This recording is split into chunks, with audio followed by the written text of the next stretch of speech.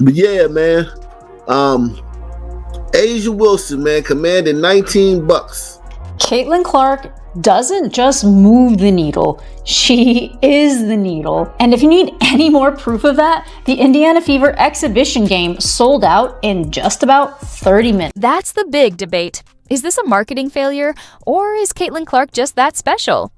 Wilson has the accolades, the dominance, and the resume, yet Clark is the one breaking attendance records and driving the conversation.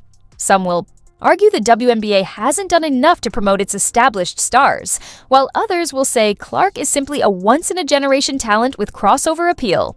One thing is clear. Clark is bringing in new fans, and many of whom have never followed the WNBA before. The league has to decide. This, by the way, is driving Asia Wilson fans nuts. They're furious that this is happening on the same day.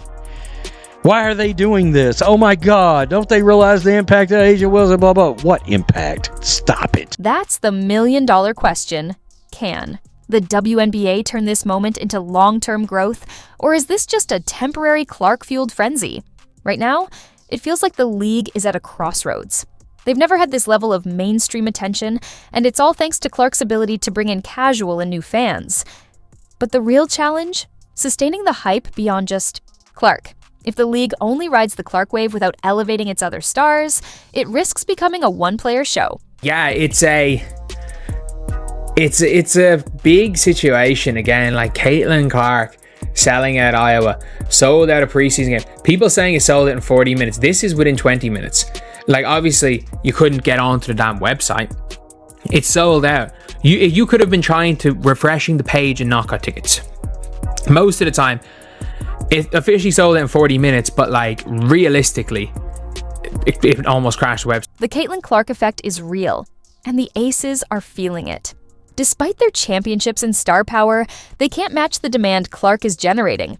It's not just about talent, it's about marketability. Clark is bringing in new fans, media attention, and record-breaking ticket sales, while Vegas struggles to fill seats. The WNBA needs to decide, capitalize on this wave or risk turning into a one-player league. Las Vegas Aces. So let me see how much it's gonna bust my pockets to go see the Aces in their first preseason game, man. $19, jeez Christ, Jesus, please, man. Indiana Fever games are must-see events, while Aces games struggle for attention. Caitlin Clark's debut feels like a once-in-a-lifetime moment, while Vegas, despite being champs, is practically giving away seats. This isn't just about tickets, it's about excitement. Clark has made Indiana the heart of WNBA buzz, while the Aces, though dominant, are fading into the background. I just want to point that out. As an Indiana Fever fan, I mean, there are people who are willing to pay all kinds of money to get tickets. There are people who are buying merch, flying off the shelves, basketball, all kinds of stuff. And they're begging to buy that shoe. That's why I said, Nike, I don't know what the deal is. I'm not into the contract or anything like that. They got something, whatever their agreement is, that's their agreement. I'm saying, though, when that shoe shows up, they better prepare and be ready. Voice Fever fans are paying big to witness Caitlin Clark's debut, while Aces tickets feel like a clearance sale. This isn't about just basketball, it's a cultural shift. Indiana is the WNBA's epicenter, while Vegas is just trying to keep up. Fans are for real Indiana Fever fans, and they buy tickets. They sell out arenas, home and away. They buy merch. Clark isn't just a player, she's a phenomenon. The Fever went from overlooked to must-watch overnight, proving star power beats championships. The Aces may dominate, but without this excitement, they'll be playing to empty seats while Clark owns the spotlight. They're sold out, so I really don't know what they're going to do about this. I guess it's just kind of like one of those missed opportunities, and you know, a lot of people are saying they need to move this to a stadium because there's no doubt in Iowa, if you move this to a stadium, it would be sold out. Market size mattered most. Indiana wouldn't be leading in demand. But Caitlin Clark has changed the game. The Fever aren't just selling tickets, they're fueling a movement. Meanwhile, the Aces are learning that winning isn't enough. Interest drives ticket sales, and right now, all eyes are on Indiana. Did you see how many people showed up to watch Caitlin Clark play golf? With actual attention, economics at play, Caitlin's participation in any league has an existential bearing. Nobody outside of Asia herself cares about whether Asia shows up. It's a tough reality for the Aces and the WNBA.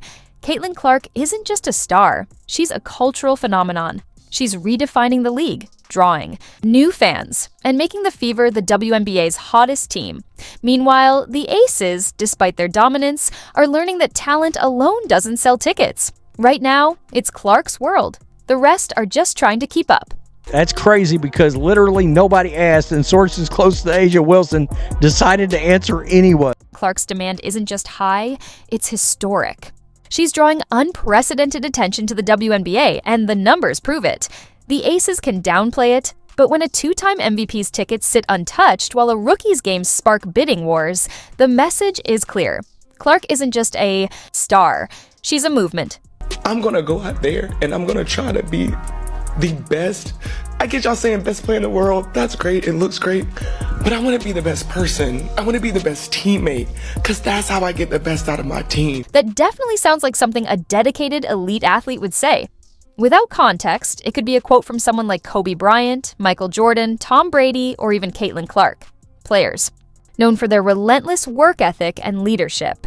Indiana Fever fans support, not just by running their mouth or running their fingers, they actually do something. And those who may not be able to afford it, they want to do something. And so this is just me saying, way to go, Fever fans. And we love, listen, remember how it was like nobody wants to go play in Indiana, nobody wants to play with Caitlin Clark, those fans.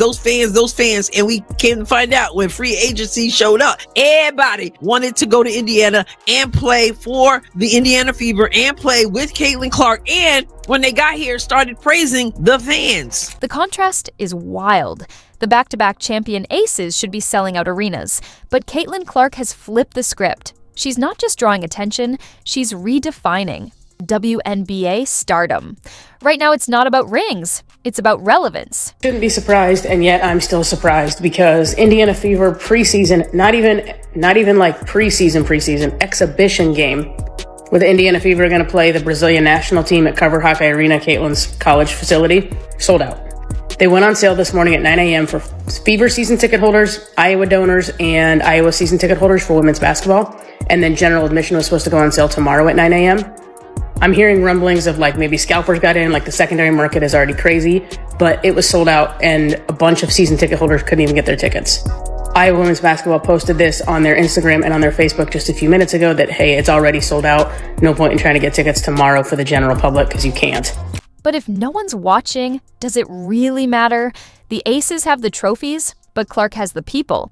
She's drawing a new wave of fans. Ones who never watched B. Another thing that we've seen jump so much this season in the WNBA is merch sales. There was a report that came out from the boardroom saying that since the start of the regular season, sales of WNBA merchandise are up over 500% versus the same period last year, with fan gear sales over the first half of the season at the highest in league history. Player-specific merchandise, including jerseys and t-shirts, have seen a staggering 1,000% increase in sales. Additionally, sales of league-specific merchandise like the popular orange WNBA hoodie are also up 200%. Selling WNBA player merch, Caitlin Clark #1 in jersey sales, Angel Reese 2, Sabrina 3, Kate Martin 4. We talked about this earlier in the season. I feel sad that Kate Martin also hasn't gotten as much playing time the second half of the season. I feel like she deserves more. And then #5 on the list is Asia Wilson. I want to be great for you guys. No offense, but I want to be great for my team.